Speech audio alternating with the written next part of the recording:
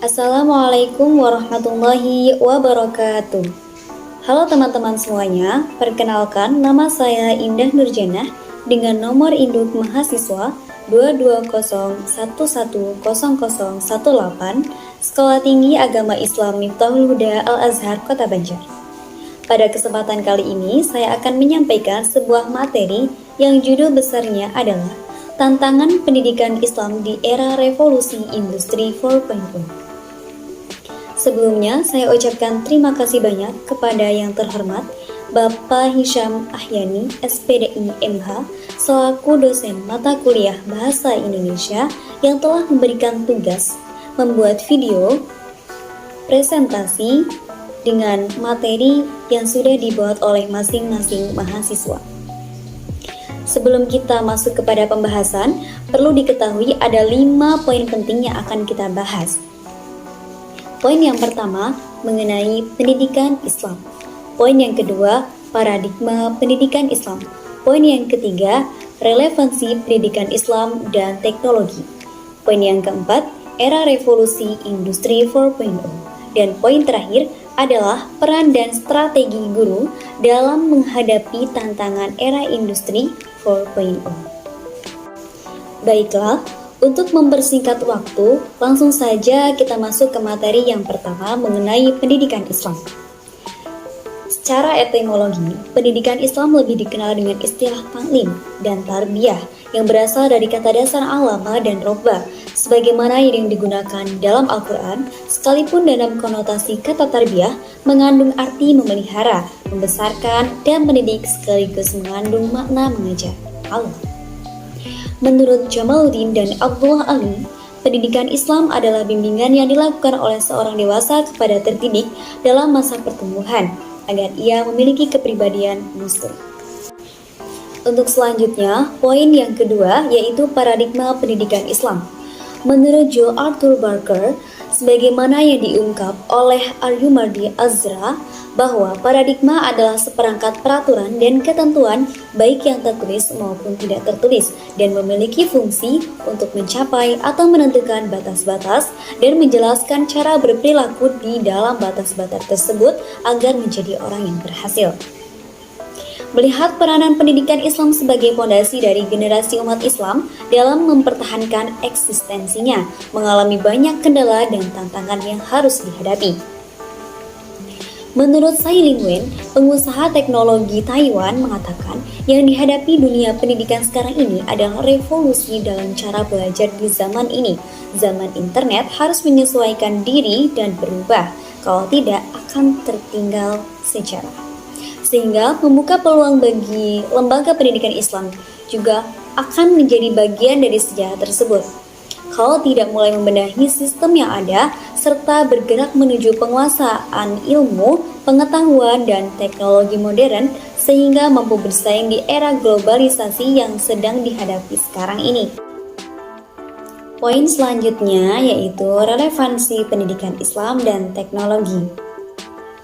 Jika melihat kondisi pendidikan Islam saat ini, dapat dirumuskan beberapa relevansi antara teknologi dan pendidikan Islam. Yang pertama, teknologi sebagai metode pendidikan. Menurut Davis, ada 3 macam teknologi pendidikan, yaitu mengarah pada perangkat keras seperti proyektor, laboratorium, dan komputer, mengacu pada perangkat lunak, yaitu menekankan pentingnya bantuan kepada pengajaran, kombinasi pendekatan 2 teknologi yaitu perangkat lunak dan perangkat keras. Dari ketiga macam teknologi di atas, dapat dikatakan bahwa teknologi pendidikan dalam konteks sebenarnya adalah tidak hanya mengacu pada perangkat keras saja seperti yang umum dijadikan persepsi yang benar, namun juga meliputi perangkat lunak dan perpaduan keduanya, yakni perangkat keras dan perangkat lunak. Selanjutnya, teknologi sebagai media pembelajaran. Kehadiran alat elektronik dan aplikasi-aplikasi pendukung sangat membantu proses belajar mengajar dalam dunia pendidikan, termasuk pendidikan Islam. Sejumlah studi telah dilakukan menunjukkan bahwa internet memang bisa dipergunakan sebagai media pembelajaran, maka menjadi sebuah keharusan yang wajib dijalankan oleh setiap lembaga pendidikan, khususnya lembaga pendidikan Islam agar mampu bersaing secara akademik maupun non-akademik dengan lembaga pendidikan umum lainnya. Relevansi selanjutnya yakni teknologi sebagai tujuan pendidikan. Relevansi yang ini dapat ditemukan adalah skill dan pemahaman. Pendidikan Islam memiliki dua tujuan, yaitu tujuan keagamaan dan tujuan keduniaan. Dengan kata lain, salah satu tujuan pendidikan ialah menciptakan peserta didik yang memiliki kompetensi dalam bidang teknologi. Untuk mencapai tujuan ini, maka pendidikan Islam pun mengambil teknologi sebagai salah satu bahan ajar atau mata pelajaran dalam proses belajar mengajar. Baik, untuk poin selanjutnya yakni era revolusi industri 4.0. Revolusi industri diartikan sebagai proses perubahan dalam proses produksi yang berlangsung secara cepat. Perubahan fase ke fase memberi perbedaan artikulatif pada sisi kegunaannya. Fase pertama bertempu pada penemuan mesin yang menitik beratkan pada mekanisasi produksi. Fase kedua sudah beranjak pada etape produksi massal yang terintegrasi dengan quality control dan standarisasi. Fase ketiga memasuki tahapan keseragaman secara massal yang bertumpu pada integrasi komputerisasi. Fase keempat telah menghadirkan digitalisasi dan otomatisasi perpaduan internet dengan manufaktur. Era revolusi 4.0 memberikan tantangan besar bagi guru dan pendidikan Islam di Indonesia. Tantangan dalam hal kurikulum pembelajaran, metode pembelajaran, penguasaan materi, dan teknik belajar yang sesuai dengan kebutuhan peserta didik saat ini. Beberapa hal yang harus dipersiapkan dalam menghadapi era revolusi industri 4.0 diantaranya persiapan sistem pembelajaran yang lebih inovatif, rekonstruksi kebijakan kelembagaan pendidikan yang adaptif dan responsif, persiapan sumber daya manusia yang responsif, adaptif, dan handal, peramajaan sarana prasarana dan pembangunan infrastruktur pendidikan, riset, dan inovasi. Di antara tantangan era revolusi industri 4.0 dalam pendidikan Islam adalah yang pertama, tantangan logika bisnis. Artinya, pelaksanaan pendidikan tidak hanya mencerdaskan anak bangsa dan mencetak manusia yang saleh, namun pendidikan harus mampu mencetak individu yang dapat memiliki keuntungan material. Yang kedua, tantangan pengelolaan manajemen. Artinya, pendidikan yang diselenggarakan harus memberi kesan menarik, kreatif, dan inovatif. Yang ketiga, pergeseran peran pendidik. Artinya, dalam pendidikan saat ini, pendidik tidak hanya berperan sebagai pembimbing dan penasihat, namun peran pendidik lebih kepada motivator dan fasilitator. Yang keempat, pengakuan dari pihak eksternal. Artinya, lembaga pendidikan seharusnya dapat diakui keberadaannya oleh pihak di luar penyelenggara pendidikan.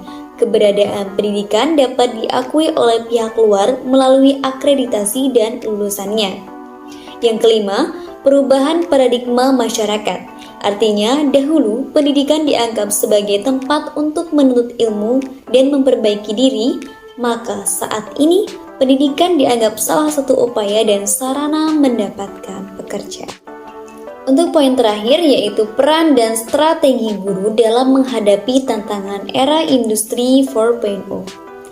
Kementerian Pendidikan dan Kebudayaan menyebutkan ada 5 kompetensi yang harus dipersiapkan guru memasuki era revolusi industri 4.0. Yang pertama, kompetensi pembelajaran berbasis internet sebagai basic skill. Yang kedua, kompetensi yang akan membawa peserta didik memiliki sikap entrepreneurship dengan teknologi atas hasil karya inovasi peserta didik. Yang ketiga, kompetensi guru tidak gagap terhadap berbagai budaya dan mampu menyelesaikan persoalan pendidikan. Yang keempat, kompetensi untuk memprediksi dengan cepat apa yang akan terjadi di masa depan dan strateginya. Yang kelima, kompetensi guru untuk memahami bahwa ke depan masalah peserta didik bukan hanya kesulitan memahami materi aja, tetapi juga terkait masalah psikologis akibat perkembangan. Strategi pengembangan pendidikan Islam. Pendapat Abu Dinata bahwa terdapat 3 metode pembelajaran yang digunakan, yaitu metode pembelajaran yang berpusat kepada guru, berpusat kepada peserta didik, dan berpusat pada guru dan peserta didik. Selanjutnya, ada 3 hal penting yang harus dilakukan guru dalam pendidikan di era revolusi 4.0, yaitu menyiapkan siswa untuk mampu menciptakan pekerjaan yang saat ini belum ada, menyiapkan siswa untuk menyelesaikan masalah yang belum ada, dan menyiapkan anak untuk mampu menggunakan teknologi. Baik teman-teman semuanya, kesimpulan materi kita kali ini adalah pendidikan Islam memiliki kaitan dengan globalisasi yang merupakan gerbang menuju era revolusi industri 4.0. Perubahan adalah sebuah keniscayaan yang apabila pendidikan Islam tidak berperan dalam mengikuti perubahan dan perkembangan pendidikan saat ini, maka lambat laun pendidikan Islam akan tertinggal dan tergilas oleh perubahan zaman. Pada era revolusi 4.0, pendidikan Islam harus mampu berinovasi, melakukan reformasi dan transformasi kurikulum pendidikan yang disesuaikan dengan kebutuhan dunia pendidikan dan peserta didik sekarang ini. Salah satu alternatif yang dapat dilakukan adalah mengembangkan pendidikan yang berwawasan global dengan memanfaatkan teknologi pendidikan dan memperbaharui program-program klasik di bidang pendidikan dengan program-program baru yang unggul dan berbasis digitalisasi internet. Solusi pokoknya adalah secularization, yaitu industrialisasi sebuah masyarakat yang berarti diferensiasi fungsional dan struktur sosial dan sistem keagamaannya. Semua tantangan pendidikan Islam yang dihadapi saat ini membutuhkan kerja keras, komitmen bersama, dan perubahan. Perubahan dalam sistem pendidikan tentunya akan bertampak pula pada peran guru sebagai tenaga pendidik. Siap ataupun tidak, guru harus dituntut memiliki kompetensi tinggi dan terus meningkatkan kualitas diri sebagai pengajar dan pendidik untuk menghasilkan peserta didik yang mampu menjawab tantangan revolusi industri 4.0. Revolusi industri 4.0 masih dalam tahap awal, namun dengan laju perubahan yang cepat dan gangguan terhadap bisnis dan masyarakat, sekaranglah waktunya untuk bergabung. Dari Jakarta ke Surabaya, malamnya baru berangkat. Demikianlah presentasi dari saya, semoga dapat bermanfaat. Saya Indah Nurjannah, terima kasih. Wassalamualaikum warahmatullahi wabarakatuh.